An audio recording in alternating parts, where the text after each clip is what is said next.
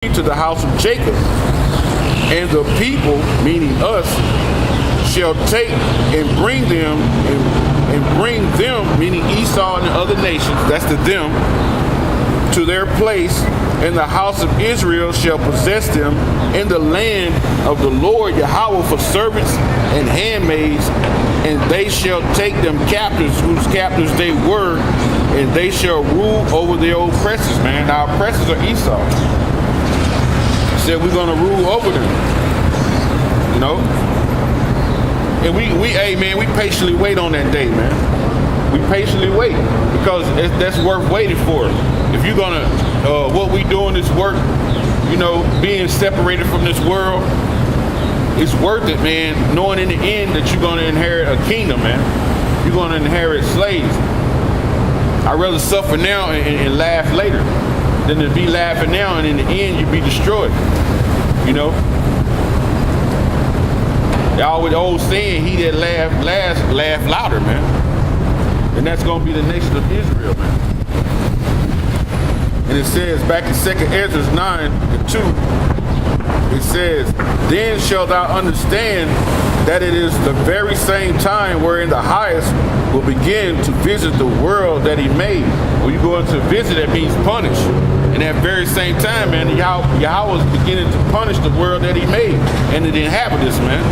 That's why you see judgments, man. When you're in these different cities, man, these judgments that's taking place, man, they're like wow factors, man. They give you that wow factor, man.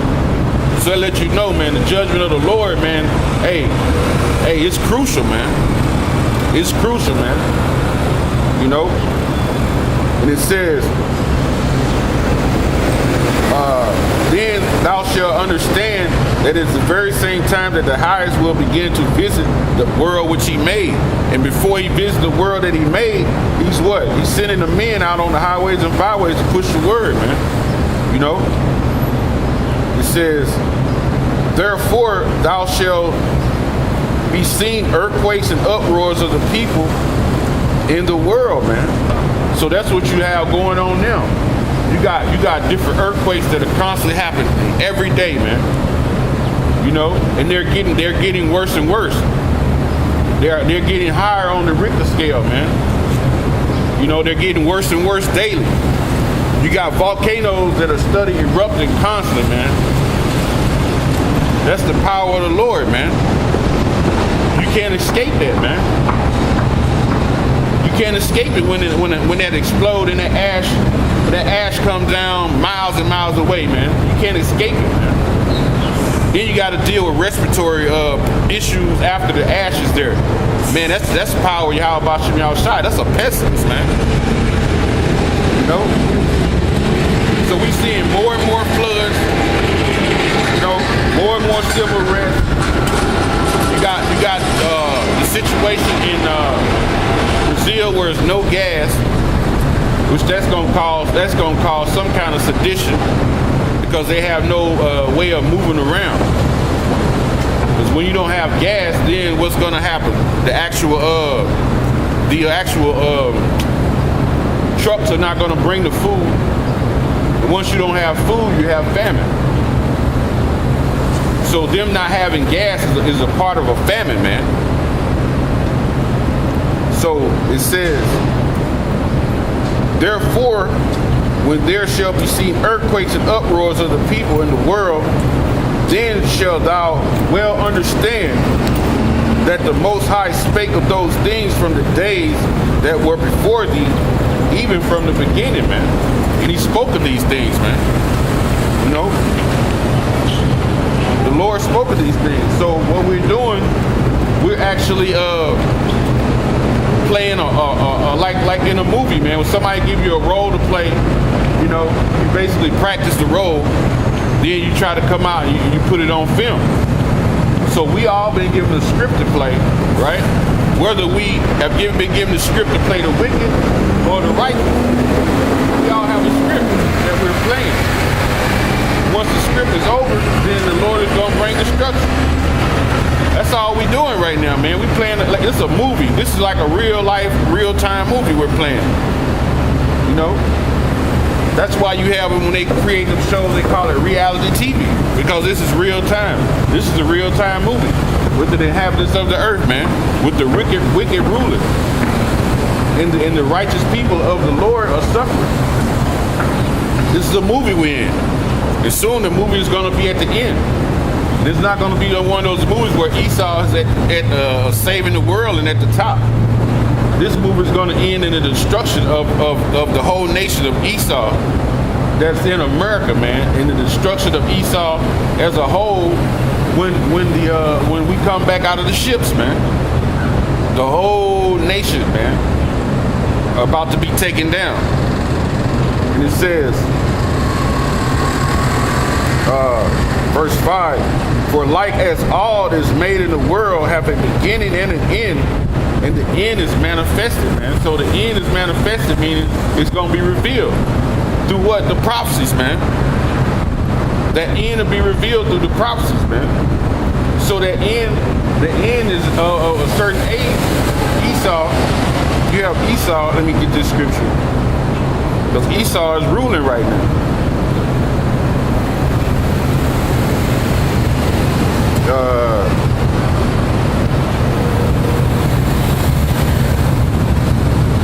2nd Ezra 6 and 8. And he said unto me, from Abraham unto Isaac, when Jacob and Esau were born of him, right? Because these were his children, Isaac's children, Esau and Jacob. Esau was the firstborn. As I tell you in Genesis 25, 5th chapter, the first came out red all over like a hairy garment. And they call his name Esau, which was Ishashua, meaning wasted away as he, man. Because he didn't have no pigment, right? And it says, when Jacob and Esau were born of him, Jacob held the heel of Esau, man, meaning spiritually that Jacob was going to take Esau down, but not without the help of Yahweh Shai, man. With that help of Yahweh Shai, the children of Jacob are going to be able to take down Esau. And it says in the scriptures that he's going to use the Israelites to do it, man. Let's get that in Ezekiel 12.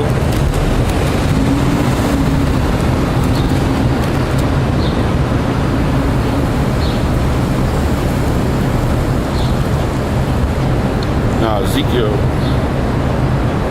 not 12, Shalakia. The verse is 12, the chapter is 25. Ezekiel 25 and 12. Thus said the Lord power Yahweh, because that Edom has dwelt against the house of Judah by taking vengeance and have greatly offended and revenged himself upon them, because he said that he would do that because he had that yoke on his neck, man. And he said that he would do that, man, once he broke that yoke. And he did it. Because Esau tried to destroy us when he was with the Babylonians, man. He were helping the Babylonians capture us when we were trying to escape out of that exile.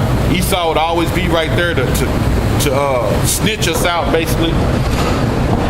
Then 70 AD, man, he ramshacked the temple and just tried to destroy us then, man. That's part of that spirit that's on Esau that said, let's cut them off from being a nation.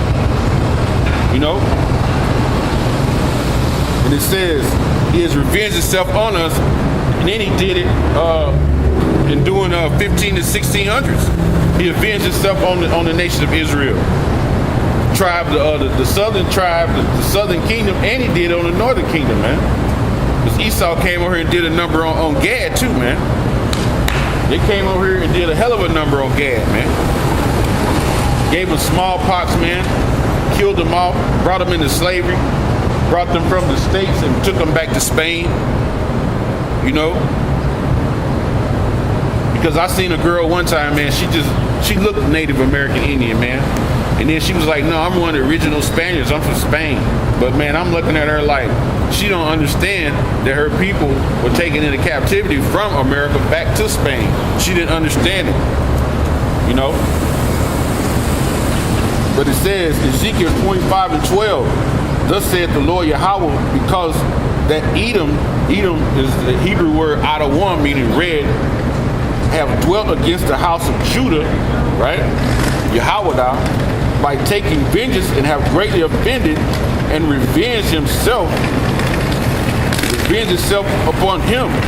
Therefore, thus said the Lord Yahweh, I will also stretch out my hand upon Edom. So the Lord said he's going to stretch out his hand against you Edomites, man. And will cut off man and beast from it. And I will make it desolate from Teman, and they of Dedan shall fall by the sword. And it says, and I will lay my vengeance upon Edom by the hand of my people Israel. So he said he's going to lay his vengeance upon Edom by the hand of his people Israel, man. So that means when the Lord destroys America, you have certain Edomites, they're going to have a remnant because they're going to be hiding in the space stations and hiding in these different underground cities under the water in these bunkers. The Lord going to have his men, the elect men are going to go, and the angels are going to go and hunt Esau and them out, man. That's what the Lord is saying, man. I'm going to destroy you by the hand of my people Israel, man. You're gonna get it. Because the scriptures say this, man. Revelation 13, 9 and 10. It says, if any man have an ear, let him hear. So if you have ear to understand, then listen, man. It says, he that leadeth into captivity shall go into captivity. Right? Now, how did not the so-called white man lead us into captivity? Yes. Right? Did the so-called Hamites lead us into captivity? Yes. Did the Arabs help lead us into captivity? Yes. So when the nation of Israel take over, guess what? We're actually going to destroy those nations, man. We're going to put those nations in subjection, man. And it says, he that killeth with the sword must be killed with the sword. Have not the Edomites killed us with the sword? Yes. And they're constantly doing it, man. All the way up to now. They'll still pull you over in the car, and then you might come up missing. All the kids on milk cartons ain't always just missing, man. Esau be snatching kids up, making them, giving them, pulling sacrifices on them, molestations and all that shit, man. That's them leading you, and they leading even the children into captivity, man. They say Columbus, when he came to America, he didn't let his sword rest, man. So that's a lot of killing, man. They have killed the Israelites, man. Huh? It says, he that leadeth into captivity shall go into captivity. He that killeth with the sword must be killed with the sword. Here is the patience, right? The steadfast and endurance and the faith of the saints, man. And we know through Psalms 148 to 14 that the saints are the Israelites, man. So it says here is the patience of the saints, the steadfastness, man, the perseverance of the saints, man, the Israelites, the elect. You know, being in this captivity in this society, it's mentally depressing, man. Which when your mental is all out of whack, that in turns messes you up physically, man. Believe it or not. Mental stress can cause physical pain, man. We have to get up day by day, going out to these plantations and working, man. You know, working for beans, man, for a little bit of nothing, pennies. This society was not geared for them to share a wealth and a good way of life with you. You were brought over here in captivity, man. Pursuing Deuteronomy, the 28th chapter. You was brought into captivity. You were brought over here to work. You weren't brought over there to have a good time, man. You know?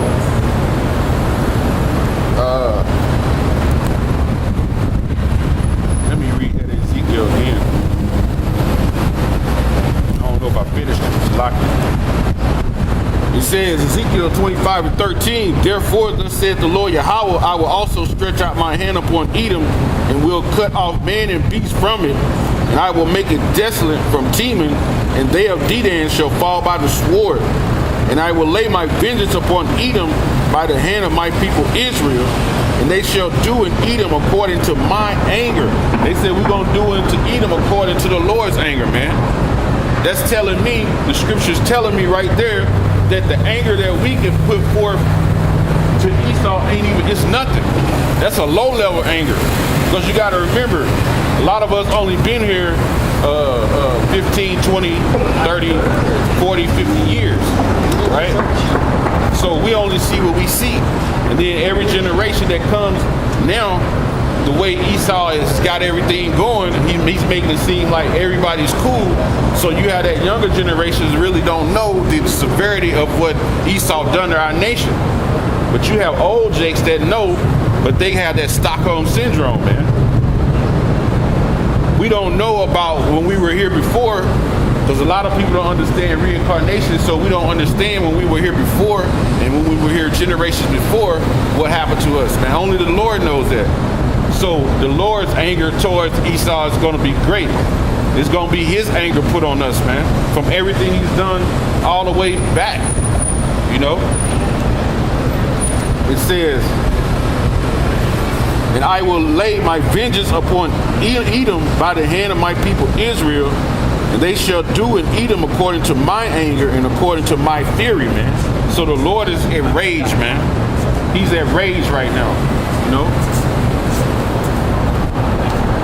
Like they say, 0 to 100 real quick. The Lord 0 to 1,000,000 real fast, faster than ever. Yahweh Shem Yahushua is angry, man, with these nations, man. We saw the anger that when he's angry at Israel. We've been in 7 captivities, man. So what more you think he's not angry at the people who put us in captivity? This is like he's angry at you because of this, man. He's angry at you. This is Zechariah 2 and 8.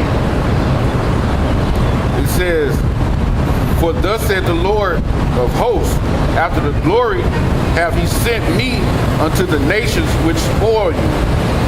For he that touches you touches the apple of his eye, man. So if you touch us, man, you touch the apple of the Lord's eye, which is Israel, man. And more so the elect. You touch the wrong people. And the Lord has an anger that's been building. Right? If the Lord, Yahweh, is angry, if he says it's going to be his anger, guess how angry Yahweh Shai going to be when he come back? He's sitting there waiting.